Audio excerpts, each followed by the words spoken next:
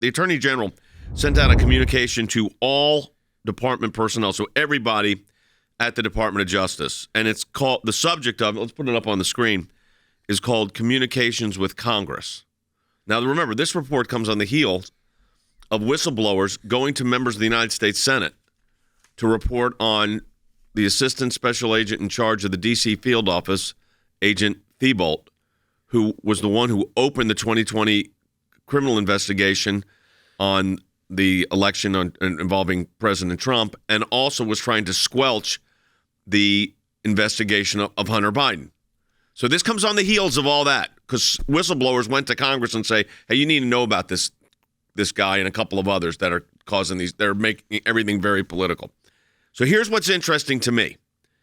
The memorandum says this: in light of the confirmation earlier this month, and they talk about the Assistant Attorney General, it's appropriate time to reaffirm and remind all department personnel of our existing policies regarding communications between the Justice Department and Congress. People could see that you're talking out of both sides. You know, you're coming up with, you know, in the commentary, it's, you know, we're not necessarily saying we want to limit whistleblowers. However, then what's the point? Why even have this conversation if that's not the case? But then it goes on and it lists a policy that says any communication with the Congress is the responsibility of the Office of Legislative Affairs of the Department of Justice.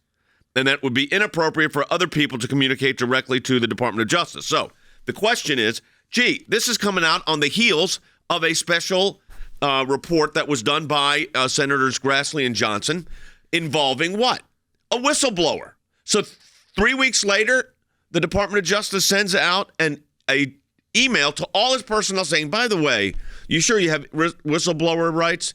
But remember, you're really supposed to go through the Office of Legislative Affairs. That their miscues on this, Logan, are incredible to me. Representative Jim Jordan, he just tweeted it. He put, the Biden DOJ spies on parents at school board meetings, cooks the books on domestic violent extremism cases, and now attempts to chill the rights of whistleblowers to speak to Congress. Listen, this memo, I mean, you got to put everything in context. So the whistleblower, it's created a big stir in Washington, D.C. Why? Well, you've got these investigations going. You've got a search warrant executed on a former president's house. And now, all of a sudden, after the whistleblowers went to Senate, the Attorney General just wants to remind everybody, of course you could be a whistleblower, but I just want you to remind you that any communication with Congress is really supposed to go through who? It's really supposed to go through the Office of Legislative Affairs. So this is typical of the government.